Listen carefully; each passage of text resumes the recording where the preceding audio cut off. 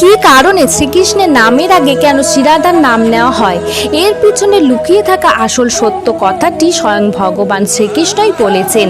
শ্রীকৃষ্ণ বলেছেন যে ব্যক্তিরা রাধারানীর নাম নেয় না, শুধুমাত্র কৃষ্ণ কৃষ্ণ বলে চলে, তারা শুধুই নিজেদের সময় নষ্ট করছেন। শ্রীমদ্ ভাগবতম অনুসারে যে সমস্ত ব্যক্তিরা রাধারানীর নাম নেয়, ভগবান শ্রীকৃষ্ণ তাদেরই কথা শুনতে পান। এর জন্যই যদি ভগবান শ্রীকৃষ্ণের নাম জপ করতেই হয়, তাহলে শ্রীরাধার নাম অবশ্যই জপ করতেই হবে। যেখানে রাধারানীর নাম থাকবে, সেখানে ভগবান শ্রীকৃষ্ণ স্বয়ং নিজেই চলে আসবে। ভগবান শ্রীকৃষ্ণ বলেছেন যে রাধা তার আত্মা এবং তিনি শ্রীরাধার মধ্যেই বিরাজ করেন। ভগবান শ্রীকৃষ্ণ এটা পছন্দ করেন যে ভক্তরা তার নাম না নিলেও শ্রীরাধার নাম যেন অবশ্যই নেয়।